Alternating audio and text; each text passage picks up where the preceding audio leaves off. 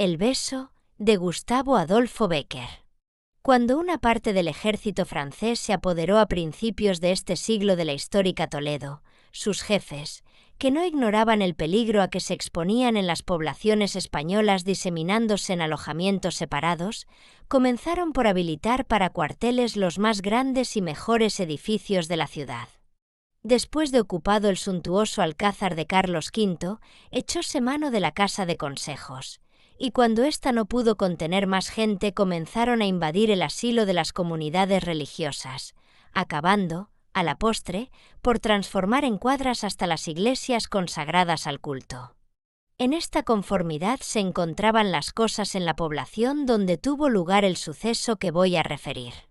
Cuando una noche, ya ahora bastante avanzada, envueltos en sus oscuros capotes de guerra y ensordeciendo las estrechas y solitarias calles que conducen desde la Puerta del Sol a Zocodover, con el choque de sus armas y el ruidoso golpear de los cascos de sus corceles, que sacaban chispas de los pedernales, entraron en la ciudad hasta unos 100 dragones de aquellos altos, arrogantes y fornidos, de que todavía nos hablan con admiración nuestras abuelas. Mandaba la fuerza un oficial bastante joven, el cual iba, como a distancia de unos 30 pasos de su gente, hablando a media voz con otro, también militar a lo que podía colegirse por su traje. Este, que caminaba a pie delante de su interlocutor, llevando en la mano un farolillo, parecía servirle de guía por entre aquel laberinto de calles oscuras, enmarañadas y revueltas. Con verdad, decía el jinete a su acompañante, que si el alojamiento que se nos prepara es tal y como me lo pintas, casi sería preferible arrancharnos en el campo o en medio de una plaza. «¿Y qué queréis, mi capitán?», contestóle el guía que, efectivamente, era un sargento aposentador. En el alcázar no cabe ya un grano de trigo, cuanto más un hombre, de San Juan de los Reyes no digamos, porque hay celda de fraile en la que duermen 15 húsares. El convento a donde voy a conduciros no era mal local, pero hará cosa de 3 o 4 días nos cayó aquí, como de las nubes, una de las columnas volantes que recorren la provincia, y gracias que hemos podido conseguir que se amontonen por los claustros y dejen libre la iglesia. En fin, exclamó el oficial después de un corto silencio y como resignándose con el extraño alojamiento que la casualidad le deparaba, más vale incómodo que ninguno. De todas maneras, si llueve, que no será difícil según se agrupan las nubes, estamos a cubierto, y algo es algo. Interrumpida la conversación en este punto, los jinetes, precedidos del guía, siguieron en silencio el camino adelante hasta llegar a una plazuela, en cuyo fondo se destacaba la negra silueta del convento con su torre morisca, su campanario de espadaña, su cúpula ojival y sus tejados de crestas desiguales y oscuras. «He aquí vuestro alojamiento», exclamó el aposentador al divisarle y dirigiéndose al capitán, que, después que hubo mandado hacer alto a la tropa, echó pie a tierra, tomó el farolillo de manos del guía y se dirigió hacia el punto que éste le señalaba. Como quiera que la iglesia del convento estaba completamente desmantelada, los soldados que ocupaban el resto del edificio habían creído que las puertas le eran ya poco menos que inútiles, y un tablero hoy, otro mañana, habían ido arrancándolas pedazo a pedazo para hacer hogueras con que calentarse por las noches. Nuestro joven oficial no tuvo, pues, que torcer llaves ni descorrer cerrojos para penetrar en el interior del templo. A la luz del farolillo, cuya dudosa claridad se perdía entre las espesas sombras de las naves y dibujaba, con gigantescas proporciones sobre el muro, la fantástica sombra del sargento aposentador que iba precediéndole, recorrió la iglesia de arriba abajo y escudriñó una por una todas sus desiertas capillas, hasta que, una vez hecho cargo del local, mandó echar pie a tierra a su gente, y hombres y caballos revueltos, fue acomodándola como mejor pudo. Según dejamos dicho, la iglesia estaba completamente desmantelada. En el altar mayor pendían aún, de las altas cornisas, los rotos jirones del velo con que lo habían cubierto los religiosos al abandonar aquel recinto. Diseminados por las naves veíanse algunos retablos adosados al muro, sin imágenes en las hornacinas. En el coro se dibujaban con un ribete de luz los extraños perfiles de la oscura sillería de alerce. En el pavimento, destrozado en varios puntos, distinguíanse aún anchas losas sepulcrales llenas de timbres, escudos y largas inscripciones góticas. Y allá, a lo lejos, en el fondo de las silenciosas capillas y a lo largo del crucero, se destacaban confusamente, entre la oscuridad, semejantes a blancos e inmóviles fantasmas, las estatuas de piedra que, unas tendidas, otras de hinojo sobre el mármol de sus tumbas, parecían ser los únicos habitantes del ruinoso edificio. A cualquiera otro menos molido que el oficial de dragones, el cual traía una jornada de 14 leguas en el cuerpo, o menos acostumbrado a ver estos sacrilegios como la cosa más natural del mundo, hubiéranle bastado 2 adarmes de imaginación para no pegar los ojos en toda la noche en aquel oscuro e imponente recinto. Las blasfemias de los soldados que se quejaban en alta voz del improvisado cuartel, el metálico golpe de sus espuelas que resonaban sobre las anchas losas sepulcrales del pavimento, el ruido de los caballos que piafaban impacientes, cabeceando y haciendo sonar las cadenas con que estaban sujetos a los pilares. Formaban un rumor extraño y temeroso que se dilataba por todo el ámbito de la iglesia y se reproducía cada vez más confuso, repetido de eco en sus altas bóvedas. Pero nuestro héroe, aunque joven, estaba ya tan familiarizado con estas peripecias de la vida de campaña, que apenas hubo acomodado a su gente, mandó colocar un saco de forraje al pie de la grada del presbiterio y, arrebujándose, como mejor pudo, en su capote y echando la cabeza en el escalón, a los 5 minutos roncaba con más tranquilidad que el mismo rey José en su palacio de Madrid. Los soldados, haciéndose almohadas de las monturas, imitaron su ejemplo, y poco a poco fue apagándose el murmullo de sus voces. A la media hora, solo se oían los ahogados gemidos del aire que entraba por las rotas vidrieras de las ojivas del templo, el atolondrado revolotear de las aves nocturnas que tenían sus nidos en el dosel de piedra de las esculturas de los muros, y el alternado rumor de los pasos del vigilante que se paseaba, envuelto en los anchos pliegues de su capote, a lo largo del pórtico. En la época a que se remonta la relación de esta historia, tan verídica como extraordinaria, lo mismo que al presente, para los que no sabían apreciar los tesoros del arte que encierran sus muros, la ciudad de Toledo no era más que un poblachón destartalado, antiguo, ruinoso e insufrible.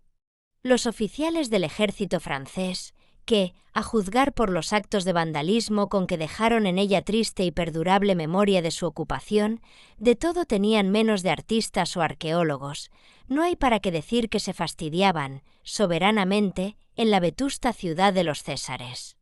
En esta situación de ánimo, la más insignificante novedad que viniese a romper la monótona quietud de aquellos días eternos e iguales, era acogida con avidez entre los ociosos.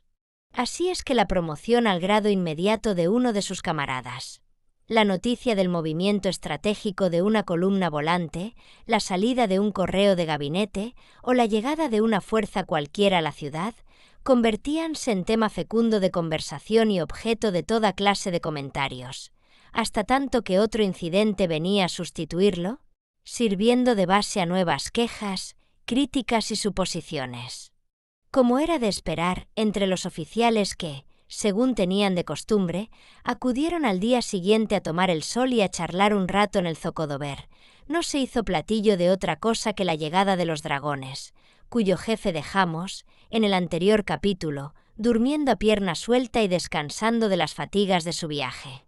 Cerca de 1 hora hacía que la conversación giraba alrededor de este asunto, y ya comenzaba a interpretarse de diversos modos la ausencia del recién venido, a quien uno de los presentes, antiguo compañero suyo de colegio, había citado para el zocodover, cuando en una de las bocacalles de la plaza apareció, al fin, nuestro bizarro capitán.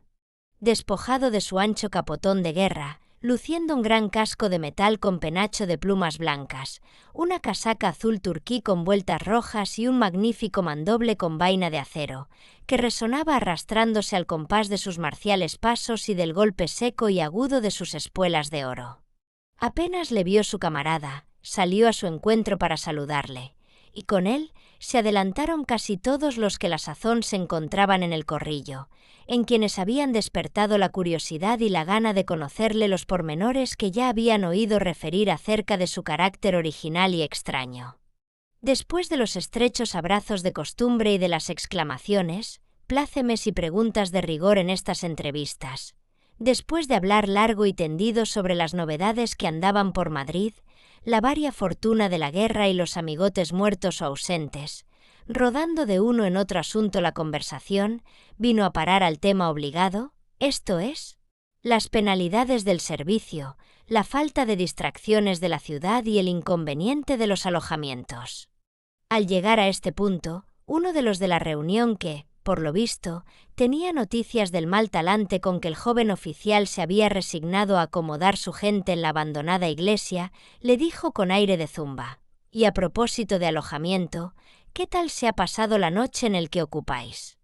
«Ha habido de todo», contestó el interpelado, «pues si bien es verdad que no he dormido gran cosa, el origen de mi vigilia merece la pena de la velada». El insomnio junto a una mujer bonita no es seguramente el peor de los males. «Una mujer», repitió su interlocutor como admirándose de la buena fortuna del recién venido. «Eso es lo que se llama llegar y besar el santo. Será, tal vez, algún antiguo amor de la corte que le sigue a Toledo para hacerle más soportable el ostracismo», añadió otro de los del grupo. «No», dijo entonces el capitán, «nada menos que eso. Juro, a fe de quien soy, que no la conocía y que nunca creí hallar tan bella patrona en tan incómodo alojamiento. Es todo lo que se llama una verdadera aventura». «Contadla, contadla», exclamaron en coro los oficiales que rodeaban al capitán, y como éste se dispusiera a hacerlo así, todos prestaron la mayor atención a sus palabras mientras comenzó la historia en estos términos. «Dormía esta noche pasada, como duerme un hombre que trae en el cuerpo 13 leguas de camino, cuando he aquí que, en lo mejor del sueño, me hizo despertar sobresaltado e incorporarme sobre el codo un estruendo horrible. Un estruendo tal, que me ensordeció un instante para dejarme después los oídos zumbando cerca de un minuto, como si un moscardón me cantase a la oreja. Como os habréis figurado, la causa de mi susto era el primer golpe que oía de esa endiablada campana gorda, especie de sochantre de bronce, que los canónigos de Toledo han colgado en su catedral con el laudable propósito de matar a disgustos a los necesitados de reposo. Renegando entre dientes de la campana y del campanero que la toca, disponíame, una vez apagado aquel insólito y temeroso rumor, a coger nuevamente el hilo del interrumpido sueño, cuando vino a herir mi imaginación y a ofrecerse ante mis ojos una cosa extraordinaria. A la dudosa luz de la luna que entraba en el templo por el estrecho ajimez del muro de la capilla mayor, vi a una mujer arrodillada junto al altar. Los oficiales se miraron entre sí con expresión entre asombrada e incrédula. El capitán, sin atender al efecto que su narración producía, continuó de este modo: «No podéis figuraros nada semejante. Aquella nocturna y fantástica visión que se dibujaba confusamente en la penumbra de la capilla, como esas vírgenes pintadas en los vidrios de colores que habréis visto alguna vez destacarse a lo lejos, blancas y luminosas, sobre el oscuro fondo de las catedrales.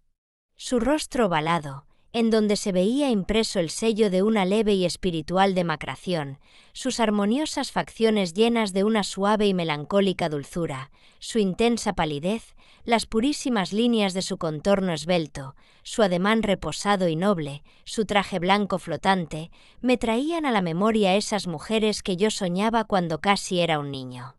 Castas y celestes imágenes, quimérico objeto del vago amor de la adolescencia.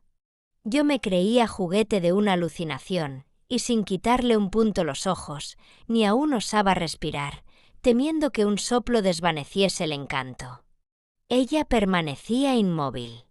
Antojábaseme, al verla tan diáfana y luminosa, que no era una criatura terrenal, sino un espíritu que, revistiendo por un instante la forma humana, había descendido en el rayo de la luna, dejando, en el aire y en pos de sí, la azulada estela que desde el alto ajimez bajaba verticalmente hasta el pie del opuesto muro. rompiendo la oscura sombra de aquel recinto lóbrego y misterioso. Pero, exclamó interrumpiéndole su camarada de colegio que, comenzando por echar a broma la historia, había concluido interesándose con su relato, ¿cómo estaba allí aquella mujer? ¿No le dijiste nada? ¿No te explicó su presencia en aquel sitio? No me determiné a hablarle, porque estaba seguro de que no había de contestarme, ni verme, ni oírme. ¿Era sorda? ¿Era ciega? ¿Era muda? Exclamaron a un tiempo 3 o 4 de los que escuchaban la relación. Lo era todo a la vez, exclamó al fin el capitán después de un momento de pausa, porque era de mármol.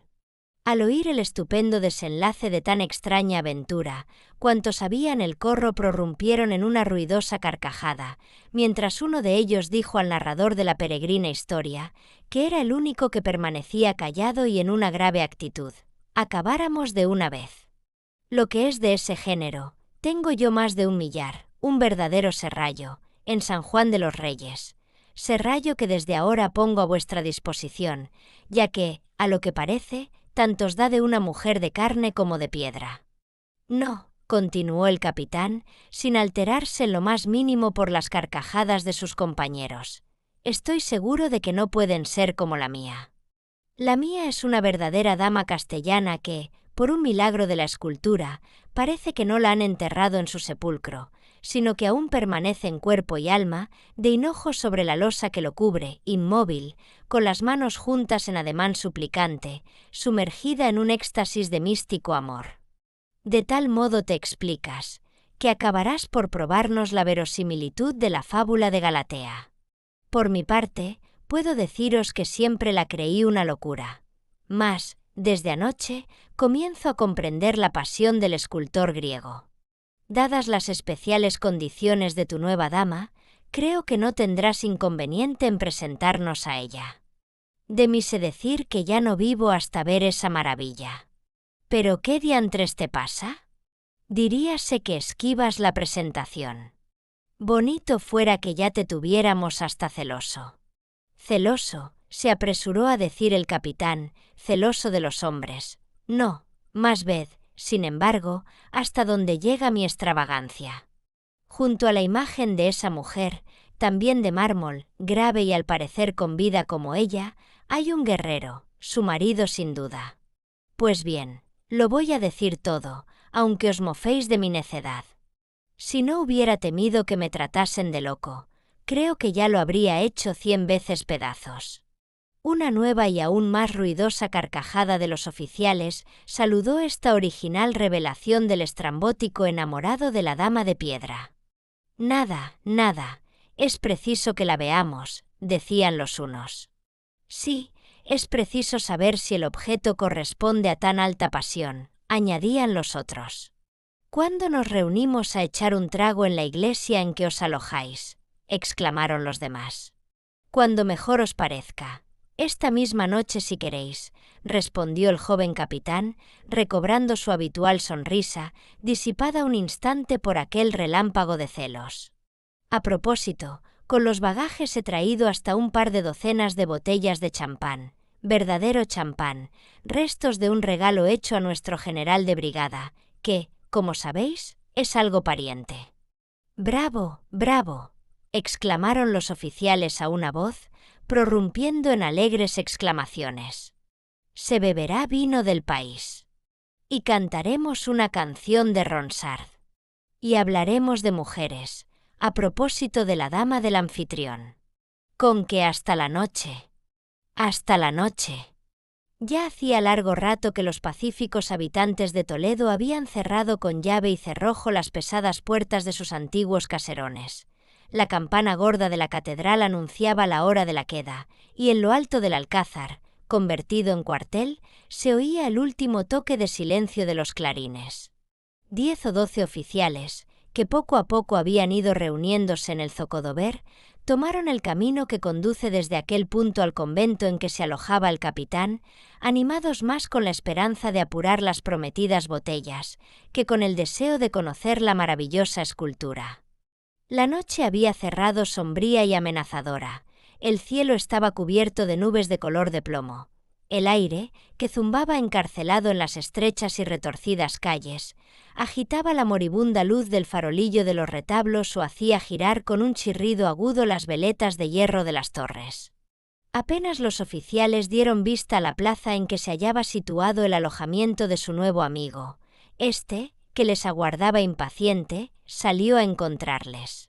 Y después de cambiar algunas palabras a media voz, todos penetraron juntos en la iglesia, en cuyo lóbrego recinto la escasa claridad de una linterna luchaba trabajosamente con las oscuras y espesísimas sombras. «¿Por quién soy?», exclamó uno de los convidados tendiendo a su alrededor la vista, que el local es de los menos a propósito del mundo para una fiesta. «Efectivamente», dijo otro, «nos traes a conocer a una dama, y apenas si con mucha dificultad se ven los dedos de la mano. Y, sobre todo, hace un frío, que no parece sino que estamos en la Siberia», añadió un tercero arrebujándose en el capote. «Calma, señores, calma», interrumpió el anfitrión. «Calma, que a todo se proveerá. Muchacho», prosiguió dirigiéndose a uno de sus asistentes, «busca por ahí un poco de leña y enciéndenos una buena fogata en la capilla mayor». El asistente, obedeciendo las órdenes de su capitán, comenzó a descargar golpes en la sillería del coro. Después que hubo reunido una gran cantidad de leña que fue apilando al pie de las gradas del presbiterio, tomó la linterna y se dispuso a hacer un auto de fe con aquellos fragmentos tallados de riquísimas labores, entre los que se veían, por aquí, parte de una columnilla salomónica, por allá, la imagen de un santo abad, el torso de una mujer o la disforme cabeza de un grifo asomado entre hojarascas. A los pocos minutos, una gran claridad que, de improviso, se derramó por todo el ámbito de la iglesia anunció a los oficiales que había llegado la hora de comenzar el festín. El capitán, que hacía los honores de su alojamiento con la misma ceremonia que hubiera hecho los de su casa, exclamó dirigiéndose a los convidados: «Si gustáis, pasaremos al buffet». Sus camaradas, afectando la mayor gravedad, respondieron a la invitación con un cómico saludo y se encaminaron a la capilla mayor precedidos del héroe de la fiesta que, al llegar a la escalinata, se detuvo un instante y, extendiendo la mano en dirección al sitio que ocupaba la tumba, les dijo con la finura más exquisita: «Tengo el placer de presentaros a la dama de mis pensamientos. Creo que convendréis conmigo en que no he exagerado su belleza». Los oficiales volvieron los ojos al punto que le señalaba su amigo, y una exclamación de asombro se escapó involuntariamente de todos los labios. En el fondo de un arco sepulcral revestido de mármoles negros, arrodillada delante de un reclinatorio, con las manos juntas y la cara vuelta hacia el altar, vieron, en efecto, la imagen de una mujer tan bella, que jamás salió otra igual de manos de un escultor, ni el deseo pudo pintarla en la fantasía más soberanamente hermosa. «En verdad que es un ángel», exclamó uno de ellos. «Lástima que sea de mármol», añadió otro. «No hay duda que, aunque no sea más que la ilusión de hallarse junto a una mujer de este calibre, es lo suficiente para no pegar los ojos en toda la noche». «¿Y no sabéis quién es ella?», preguntaron algunos de los que contemplaban la estatua al capitán, que sonreía satisfecho de su triunfo. «Recordando un poco del latín que en mi niñez supe, he conseguido a duras penas descifrar la inscripción de la tumba», contestó el interpelado. «Y a lo que he podido colegir, pertenece a un título de Castilla, famoso guerrero que hizo la campaña con el gran capitán. Su nombre lo he olvidado, mas su esposa, que es la que veis, se llama doña Elvira de Castañeda, y por mi fe que, si la copia se parece al original, debió ser la mujer más notable de su siglo».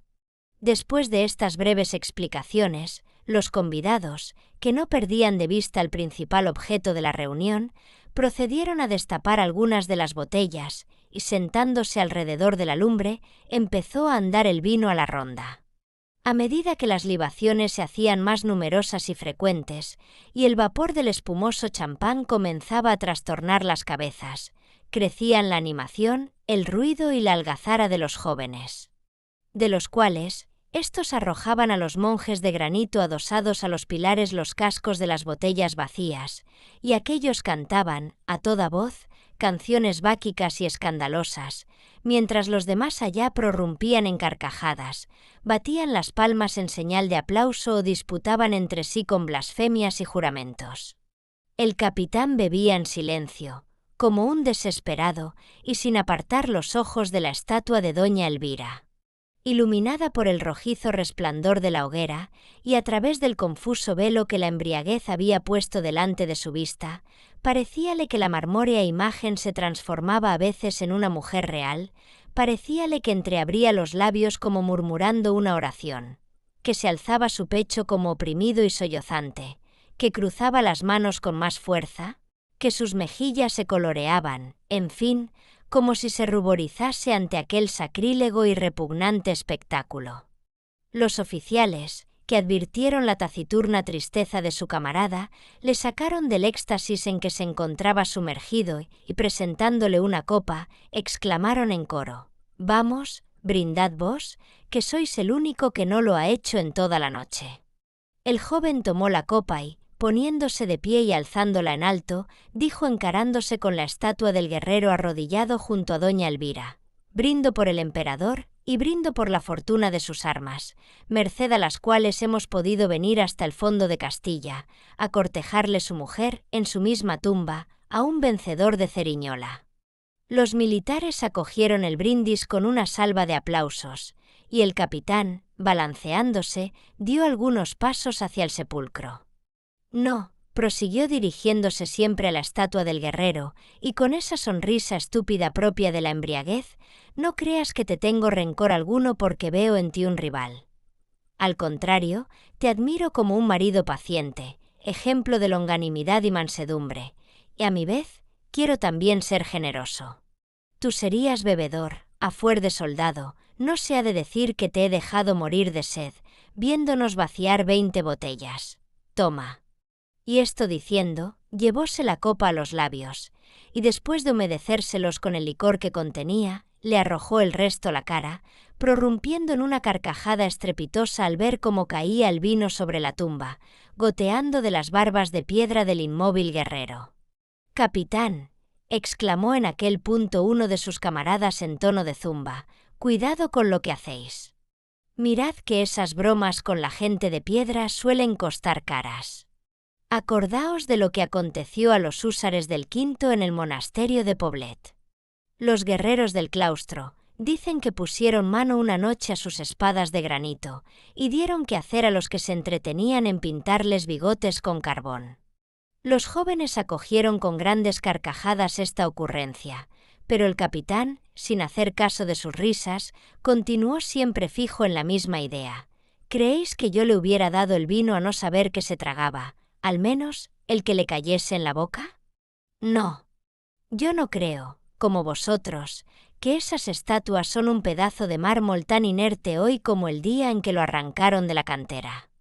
Indudablemente el artista, que es casi un dios, da a su obra un soplo de vida que no logra hacer que Andy se mueva, pero que le infunde una vida incomprensible y extraña, vida que yo no me explico bien, pero que la siento, sobre todo cuando bebo un poco». «¡Magnífico!», exclamaron sus camaradas, «bebe y prosigue». El oficial bebió y, fijando los ojos en la imagen de doña Elvira, prosiguió con una exaltación creciente: «Miradla, miradla. ¿No veis esos cambiantes rojos de sus carnes mórbidas y transparentes? ¿No parece que, por debajo de esa ligera epidermis azulada y suave de alabastro, circula un fluido de luz color de rosa? ¿Queréis más vida? ¿Queréis más realidad?» «Sí, seguramente», dijo uno de los que le escuchaban. «Quisiéramos que fuese de carne y hueso». «Carne y hueso». «Miseria, podredumbre», exclamó el capitán. «Yo he sentido en una orgía arder mis labios y mi cabeza. Yo he sentido este fuego que corre por las venas hirviente como la lava de un volcán, cuyos vapores caliginosos turban y trastornan el cerebro y hacen ver visiones extrañas. Entonces, el beso de esas mujeres materiales me quemaba como un hierro candente y las apartaba de mí, con disgusto, con horror hasta con asco. Porque entonces, como ahora, necesitaba un soplo de brisa del mar para mi frente calurosa, beber hielo y besar nieve, nieve teñida de suave luz, nieve coloreada por un dorado rayo de sol. Una mujer blanca, hermosa y fría, como esa mujer de piedra que parece incitarme con su fantástica hermosura, que parece que oscila al compás de la llama y me provoca entreabriendo sus labios y ofreciéndome un tesoro de amor. Sí, un beso. Solo un beso tuyo podrá calmar el ardor que me consume. Capitán, exclamaron algunos de los oficiales al verle dirigirse hacia la estatua como fuera de sí, extraviada la vista y con pasos inseguros. ¿Qué locura vais a hacer? Basta de broma y dejad en paz a los muertos. El joven ni oyó siquiera las palabras de sus amigos, y tambaleando y como pudo, llegó a la tumba y aproximóse a la estatua. Pero, al tenderle los brazos, resonó un grito de horror en el templo. Arrojando sangre por ojos, boca y nariz, había caído, desplomado y con la cara deshecha, al pie del sepulcro. Los oficiales, mudos y espantados, ni se atrevían a dar un paso para prestarle socorro. En el momento en que su camarada intentó acercar sus labios ardientes a los de doña Elvira, habían visto al inmóvil guerrero levantar la mano y derribarle con una espantosa bofetada de su guantelete de piedra. Fin del beso, de Gustavo Adolfo Bécquer.